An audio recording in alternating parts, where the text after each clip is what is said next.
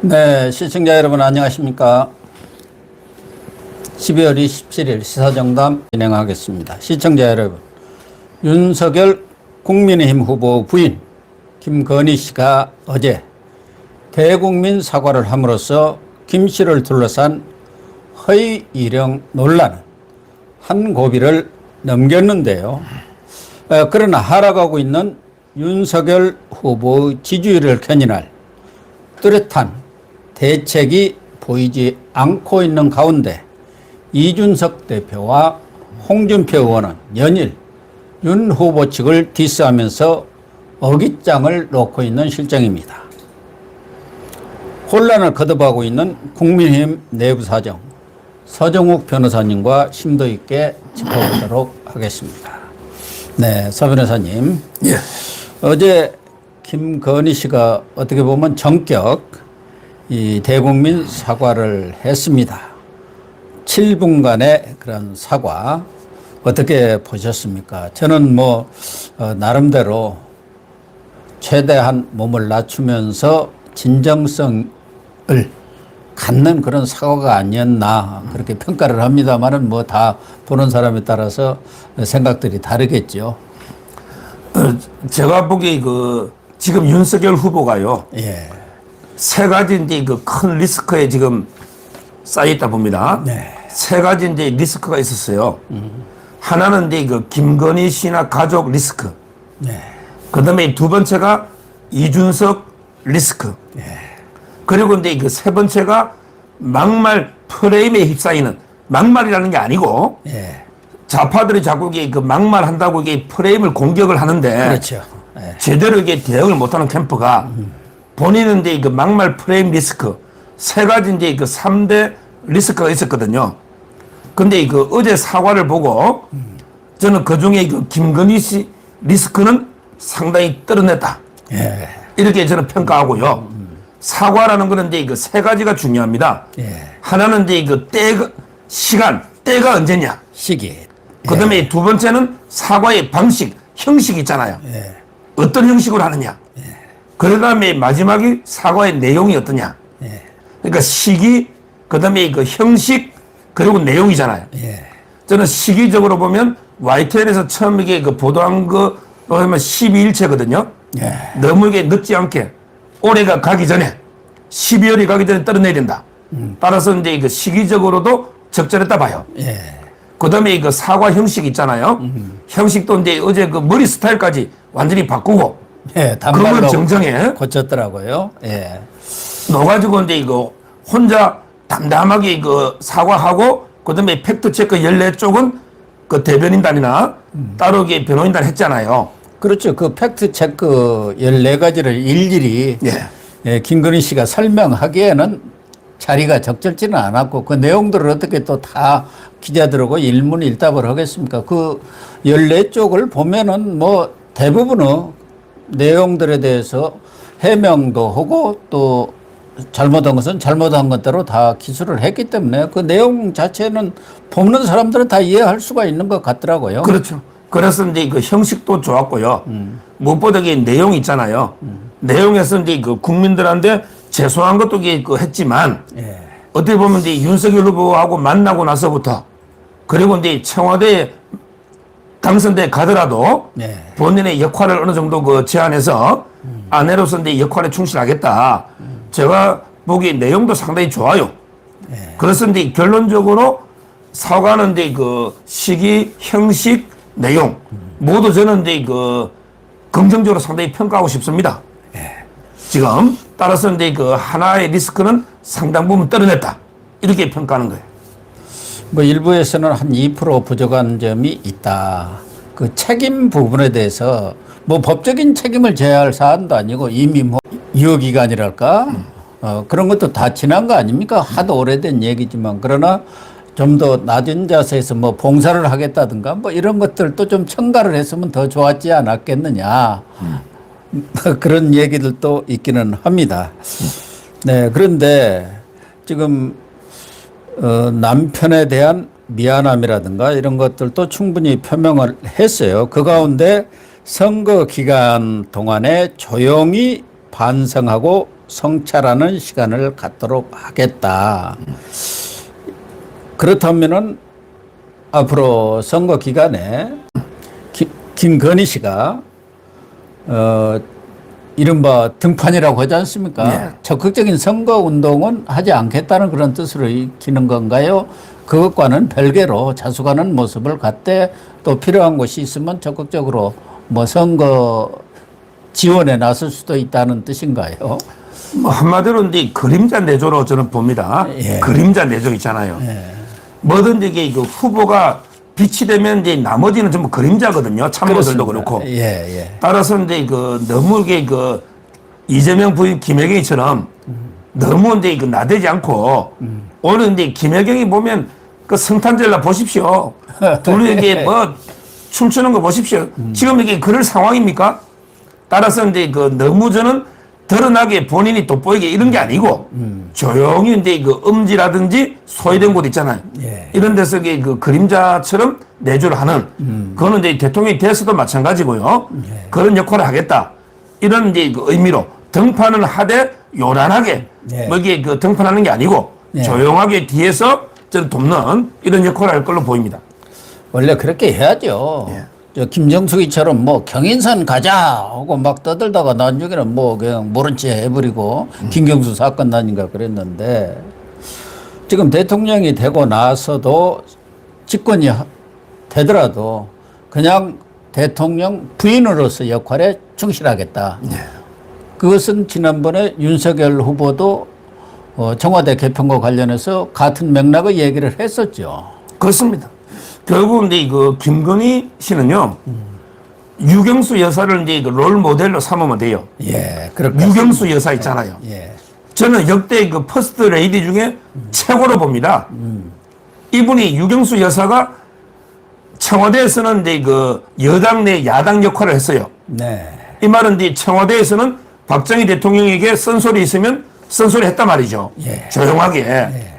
그리고 이제 그 소록도 박무희라든지요. 이런 이제 나 환자 있잖아요. 이렇게 어렵고 소외된 사람을 얼마나 이렇게 써다듬고 역할을 했습니까? 예, 따라서 저는 김건희 씨는 이제 유경수 여사가 어떻게 그 역할을 했는지 이걸 이렇게 좀 공부하면서 롤 모델을 삼으면 뭐 저는 충분히 그 가능하다 보고요. 어제 그 14가지 팩트 체크 중에 진짜 이게 보면 특별한 게 없어요. 예, 그렇습니다. 제가 이제 저번 주 방송에서도 좌파들은 이제 그 99% 가짜뉴스 아니냐. 여기 1% 사소한 진실을 섞어가지고 김건희 씨를 마치 이게 악마처럼 만들지만 어제 팩트 체크 보십시오. 지금 이게 뭐 애니메이션 대상 있잖아, 상. 이걸 이게 단체인데 개인인 것처럼 단체라고 안 쓴 거 있잖아요. 예. 뭐 이런 것들이 있고요. 그 다음에 게임협회 기획이사 정도. 그런 게 있었고요. 그 다음에 그 학교의 교생인데 근무.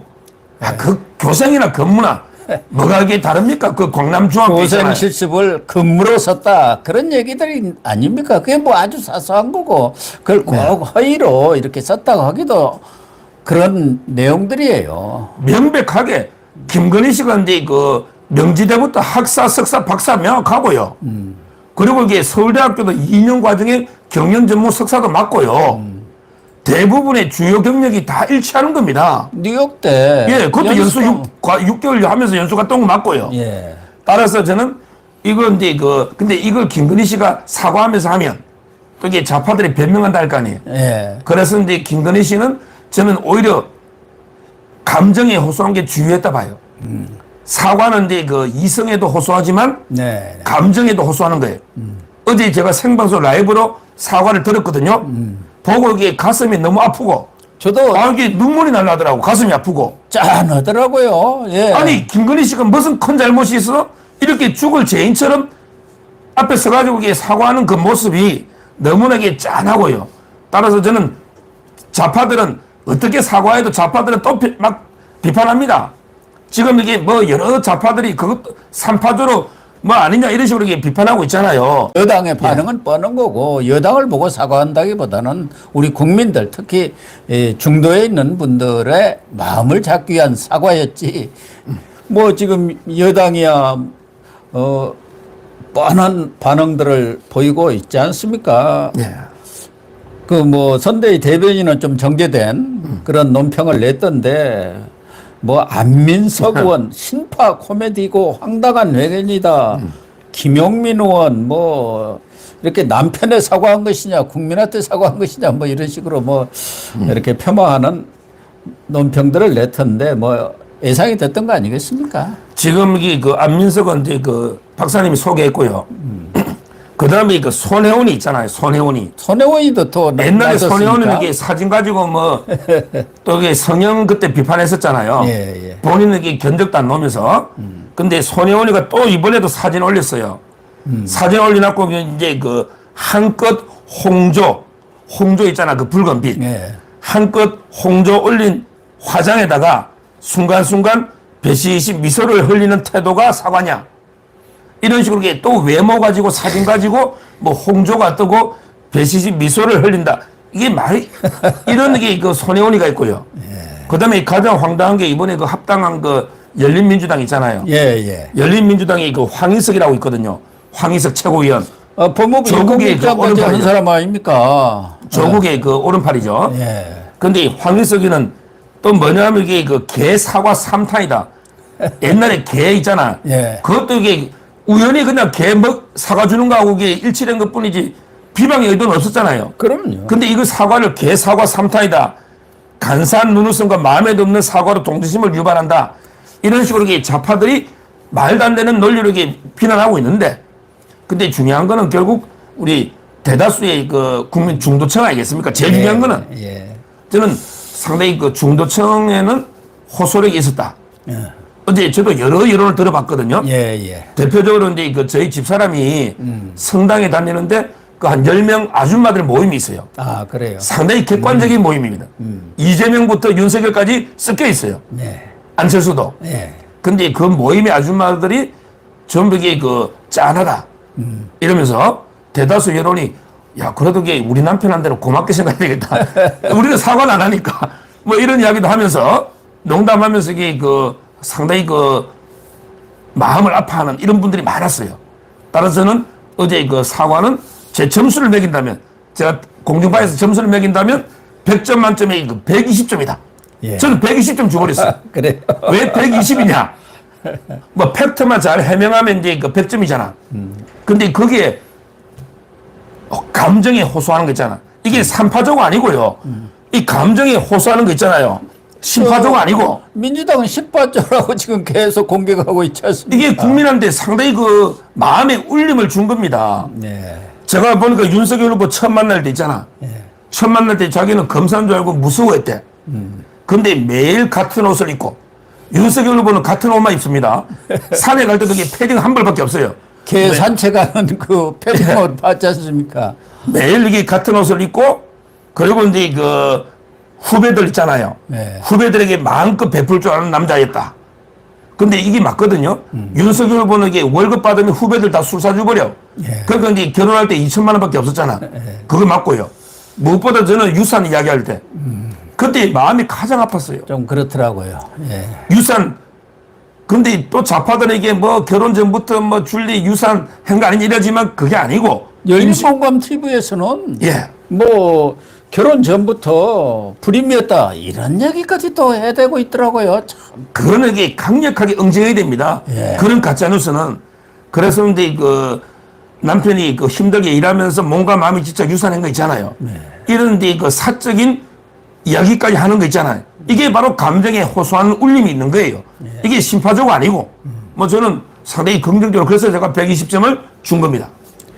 뭐 김건희 씨의 학력 부풀리기 그걸 뭐 옹호할 생각은 없지만 사실 김건희 씨가 본인도 어제 회견에서 얘기했다시피 그 당시리는 물론이고 뭐 지난해까지만 하더라도 윤석열 후보가 검찰총장이 되고 그 이후 그러한 지난한 과정을 거쳐서 대선 후보가 되리라고는 아예 생각도 못 했겠죠.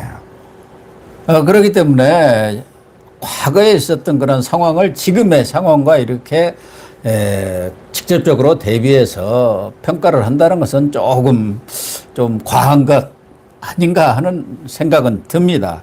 어쨌든 어제 김건희 씨 사과로 일단 김건희 씨 리스크는 한 고비를 넘겼다 이렇게 볼 수가 있는데 결과적으로 이제 앞으로 중요한 것은 아직은 뭐 여론조사 결과가 나오지는 않았어요. 아마 한 2, 3일 정도 되어야 제대로 반영이 안 되겠습니까? 어떻습니까?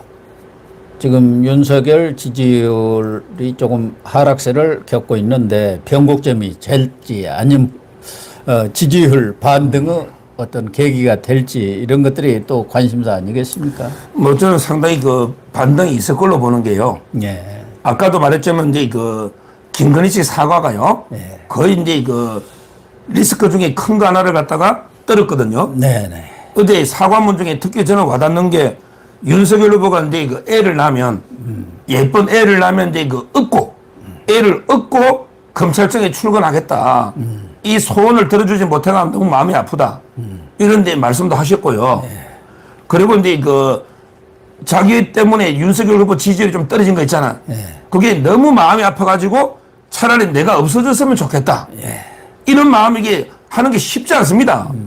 이 모든 걸 보면 어제 사과문은 결국 김건희 씨가 직접 이게 그 진솔하게 본인이 스스로 작성한 것 같아요. 예. 했고요. 본인이 직접 초안을 썼다는 거 아닙니까? 그리고 누가 조금 전체적으로 좀 봤겠죠. 예. 이른바 데스크라고 하지 않습니까? 예. 그래서 이제 그 한 4, 50대 그 주부들 있잖아요. 특히 여성 그 표 있잖아요. 이분들이 저희 아까 제가 집사람 이야기 잠깐 했지만 처음에 그 모임이 한 10명 중에 윤석열 지지하다가 이제 그 차마 이재명이는 못 가고 안철수 찍어볼까? 이런 사람이 이게 아주머니 몇 분이 있었어요. 안철수 있잖아. 근데 어제 사과 보고 야 그래도 이게 그 윤석열 찍어야지. 저렇게 김건희 씨가 솔직하게 눈물로 사과를 하고 그리고 이게 다 떠나서 이게 윤석열 잘못은 아니잖아요. 대통령 선거는 이제 그 후보를 보고 찍는 거예요. 후보를 보고. 그러면 이게 김건희 씨 때문에 후보가 흔들릴 이유도 없었던 거죠. 그렇잖아요. 따라서 저는 상당히 그 여성층에서 울림이 있어가지고 지지율이 상당히 좀 반등이 있을 걸로 보이고 오늘 논 지지율 있잖아요. 오늘 논 거 보니까 뭐 KSOI 있잖아요. KSOI는 저번 주처럼 이게 약간 졌어요. 한 1점 얼마 졌죠? 1.8% 정도 이렇게 이재명 후보보다 좀 밀렸습니다. 그러니까 KSOI 요거는 이제 교통방송 제가 나가는 여기하고 하는데 이제 그 이재명이는 37.6이죠. 37.6. 그다음에 그 윤석열 후보는 35.8. 35.8. 결국 이제 1.8% 차이죠. 1.8%. 이거 똑같다 봐야 돼요. KSOI 교통방송은 이제 1.8% 차이인데 똑같다. 리얼미터는 리얼미터는 이제 이기긴 이기는데 차이가 또 더 줄어버렸죠. 예, 리얼미터는 이제 저희가 이기긴 이겼죠. 40.4. 윤석열 40.4. 근데 이재명이도 39.7. 39.7. 그건 이제 차이가 없죠. 결국 차이는 0.7%밖에 차이 나니까 동률이죠. 지금 여론조사 보면 엎치락 뒤치락 약간 이게 동률까지 온 거. 박빙의 초접점 상황입니다. 이런 거는 이제 인정해야 됩니다. 원래 우리가 이제 그 후보가 처음 됐을 때는 한 10% 정도 안정적으로 앞서 있었잖아요. 근데 그걸 깨먹은 게 아까 바로 3대 리스크였죠. 그게 김건희 리스크, 그 다음에 이준석 리스크, 그리고 이제 그 막말 프레임으로 공격당하는데 대처 못한 이런 이제 그 3대 리스크가 있었는데 그것 때문에 저는 한 10% 깨묻다 봐요. 근데 이번에 하나 해결했으니까 앞으로 이제 조금씩은 올라갈 것이다. 이런 봅니다. 이번에 사과도 윤석열 후보는 좀 탐탁지 않아 했던 것 같아요. 아무래도 부인이 또 나가서 사과를 한다는 게 남편의 입장에서는 좀 거시기하다 그렇게 생각을 한 것 같은데 김건희 씨가 적극적으로 오히려 윤석열 후보를 설득해서 내가 나가서 국민들한테 진솔하게 사과해서 내 문제를 내 스스로 풀겠다 이렇게 결심을 해서 용기를 냈다 그런 얘기인 것 같아요. 그렇습니다. 이걸 제가 이게 윤석열이라도 부인 보고 그럼요. 당신에게 나가 사과해 눈물로 사과 쇼들 하든 뭐 해 이렇게 못 하잖아요.